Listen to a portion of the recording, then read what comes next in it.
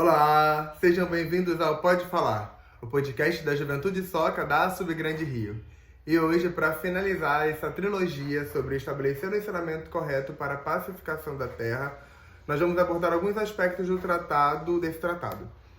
Nos outros dois últimos, eu escrevi aqui, para a gente não esquecer, que falamos sobre ação pessoal e ação social. Como as nossas ações do dia a dia, influenciam a vida da sociedade. E como isso reverbera em ação social em conjunto. O que eu faço no meu dia a dia, como isso reverbera na sociedade em coletivo. E no último agora a gente falou sobre o humanismo soca e a importância do diálogo. O humanismo soca enquanto sociedade, acreditando que cada pessoa, cada vida é importante, é venerável, tem um estado de Buda. Então esse humanismo soca da criação de valor, enxergar nessas pessoas um verdadeiro potencial e propósito, e a importância do diálogo, como a gente consegue lembrar as pessoas que esse estado de vida é inerente à vida delas, e como a gente consegue conduzir a sociedade para um mundo pacífico de conceirufo. E aí, nesse de hoje, a gente vai pegar um pouquinho pensando mais no cenário histórico do tratado, estabelecendo o ensinamento correto para a pacificação da terra. Eu vou ler um pouquinho para não me perder. No 28º dia do quarto mês de 1253, dia 28 de abril, Nichiren Daishonin estabeleceu o ensinamento correto do Nammyo Renge-kyo no templo Seishoji, em Awa, sua terra natal. Pouco depois, retornou a Kamakura, sede do governo militar, para iniciar a propagação do seu ensinamento. Logo após a chegada de Nichiren Daishonin, a capital Kamakura e o país inteiro sofreram uma série de desastres e conflitos, que serviram para fortalecer sua convicção de que os últimos dias da lei realmente haviam começado. A gente sabe que tem os primeiros dias da lei, na época de Sakyamuni, os médios dias da lei, que foi após a morte do Buda original, e os últimos dias, que é o mundo Sarra. E aí, os últimos dias da lei, eles são acometidos naturalmente por esses desastres, naturais, pandemias, sociais. É meio que a gente está vivendo agora, a gente viveu um pouquinho agora também, não foi? Então Nichiren Daishonin falou assim, caramba, ele percebeu como é que o mundo estava se dando, como é que as coisas estavam acontecendo naquele momento. Falou assim, realmente, chegaram os últimos dias da lei, então é o momento de propagar o ensinamento correto. Continuando, Nichiren Daishonin buscou as causas desses desastres nas escrituras budistas, Ele queria se fundamentar. E numa tentativa de esclarecer a questão, foi ao templo Shishoji, e ele permaneceu de 1258 a meados de 1260. Por ser o templo principal da escola Tendai, Shishoji guardava vários importantes sutras em sua biblioteca. As evidências para fundamentar sua teoria foram encontradas nos sutras dos Reis Benevolentes, Sutra Mestre dos Remédios, Sutra da Grande Compilação e Sutra da Luz Dourada. Ele cita diversas passagens desses sutras no tratado, estabelecendo o ensinamento correto para a pacificação da terra. O primeiro em ordem cronológica dos mais importantes. A gente fala que tem os 5 mais importantes escritos, esse foi o primeiro. Eu não vou falar os outros aqui para poder não dar cola, mas um que eu gosto muito é a abertura dos olhos. Vou passar. Em 1257, isso foi antes do tratado, tá? Antes do tratado, um ano antes. O grande terremoto da Era Shoka devastou a região de Kamakura. Além disso, o Japão enfrentava vendavais, inundações, epidemias e fome, causando enorme sofrimento naquele povo. Por sua vez, o governo feudal e as autoridades religiosas estavam desorganizadas, incapazes de aliviar o sofrimento do povo. A fé predominante estava impregnada em várias escolas budistas, muitas das quais não se concentravam em soluções práticas para os problemas da sociedade. Então você pensa, o Japão estava completamente isolado de causas naturais, assim, fome, seca. Em contrapartida, os governantes não estavam enxergando possibilidades de resolução. E a fé predominante naquele momento da escola Terra Pura era que estava regendo o momento feudal desse período. Aqui no Brasil, por exemplo, é diferente. A gente vive num estado laico, então cada um pode exercer e se manifestar religiosamente da forma que lhe for melhor. Tudo bem? Tem países que não, que o governo predominante, o governo que está regendo aquele estado, ele determina a religião oficial, a que deve ser seguida. E no período feudal, no regime feudal, também era assim, O senhor feudal determinava a religião que aquele povo, que aquele feudo seguiria. Tudo bem? E aí, por isso, né, Nichiren Daishonin, isso tá bem no... tá no Send, tá? Eu vou até mostrar pra vocês, da última vez eu mostrei, tá por aqui. Ele percebe assim, caramba, como é que eu vou chegar em todas as pessoas de uma forma prática? Eu preciso alertar o governante, né? É ele que tá conduzindo a sociedade, então é ele que eu vou alertar. E aí, por isso ele escreve o tratado, para alertar ao governante, falar assim, olha, nesse caminho não tá dando certo, vamos por esse? O tratado consiste no diálogo entre um viajante e um anfitrião.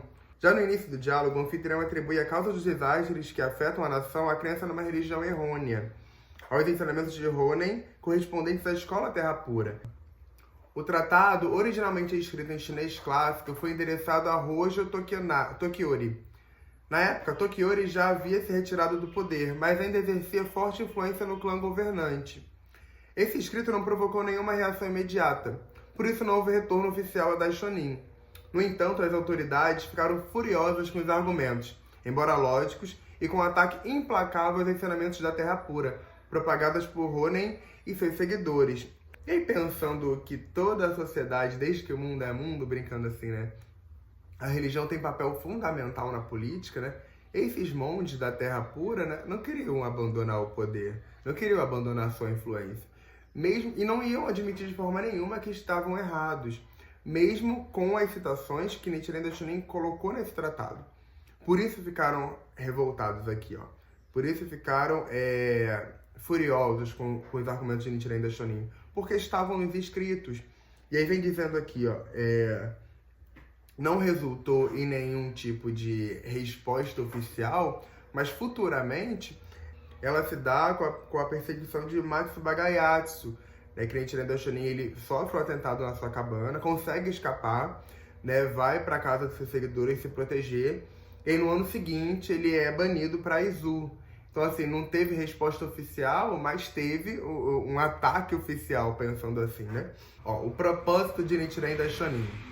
Nichiren, movido pela compaixão ao testemunhar o sofrimento das pessoas, identificou que a rejeição ao Sutra do Lótus era a causa fundamental da desordem social. No tratado, ele adverte os governantes sobre os perigos da calúnia contra a lei e os encorajou a abraçar o ensinamento correto para evitar calamidades, como revoltas internas e invasões estrangeiras. Assim, Daishonin copiou o tratado para estabelecer o ensinamento correto para a pacificação da terra e acrescentou esse pós-escrito. Nele, Daishonin adverte que as profecias escritas neste documento, 9 anos depois, finalmente estavam se concretizando. Este meu tratado agora é comprovado pelos fatos, mas isso não se deve somente à capacidade de Nichiren, humilde, né? Não é sobre minha capacidade. Mas com certeza tudo ocorreu em resposta às palavras verdadeiras do Sutra do Lótus. Testemunhar essa terrível situação, diz Daishonin, me encheu de profunda dor e frustração. Sem ninguém com quem pudesse compartilhar minha aflição e tristeza, ele escreveu: tenho meditado sozinho sobre o assunto com indignação. Ele continua: a conclusão a que chegou foi que a causa fundamental da desordem do país era a calúnia contra a lei. A rejeição ao Sutra do Lótus, que ensina o respeito pela vida e por todos os seres humanos. Ele se convenceu profundamente de que a única solução estava em cultivar o correto ensinamento budista no coração de cada pessoa de forma consistente, o que serviria de pilar de sustentação da sociedade. Hoje, trazendo para o século XXI, para a nossa vida atual, ele não é sobre forçar a barra para a prática do budismo Nichiren da Soka Gakkai. Não somos pessoas intolerantes, mas a gente entende e enxerga que esse caminho funciona, esse conduz à iluminação e à revolução humana. Então, a partir desse entendimento, como eu consigo conduzir as pessoas nesse mesmo caminho? Assim como Sakyamuni, Nichiren buscava construir um mundo de paz e felicidade, e alertava que o Sutra do Lótus é um ensinamento que reconhece a natureza de Buda infinitamente respeitável, existente dentro da vida de cada pessoa. Então é o Sutra do Lótus que reconhece isso. Caramba, todas as pessoas possuem inerentemente o estado de Buda. Como despertar? E aí, como desperto em mim, a gente já falou isso nos outros encontros, mas como eu consigo fazer com que as pessoas despertem em si mesmas? É no Sutra do Lótus, é através do Sutra do Lótus e da recitação do Nam-myoho Renge-kyo, da propagação do budismo através do Shakubuku, do estabelecimento do Konsei-rufu através de nossas ações sociais, da nossa ação diária de vida a vida.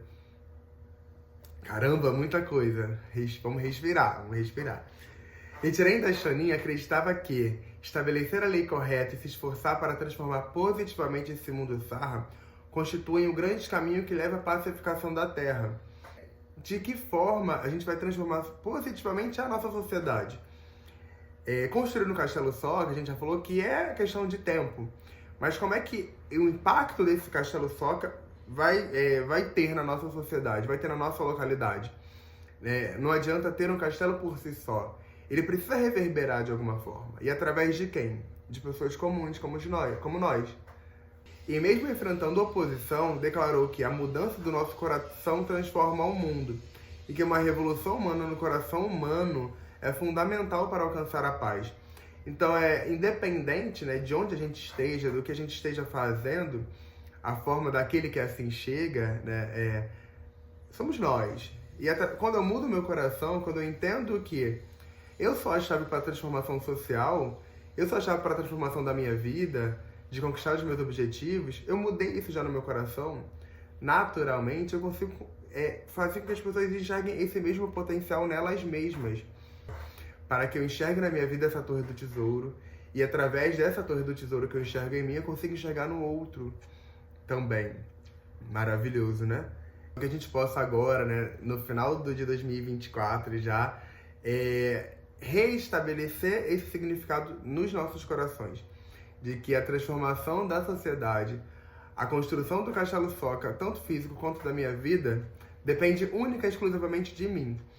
Então, que isso não seja um peso, mas seja encarado como uma oportunidade, como uma possibilidade de desenvolvimento pessoal. E aí eu queria contar com cada um dos senhores para que a gente consiga juntos, né, finalizar o ano de forma esplêndida na vida de cada um, né? Que os objetivos que a gente já conquistou, a gente consiga ter sentimento de débito de gratidão, mas os que ainda estão na listinha, a gente possa renovar com bastante tinem para não deixar de alcançar. Budismo é vitória ou vitória. Então que a gente possa ser vitorioso em tudo que a gente se propõe a realizar. Um beijo e até a próxima.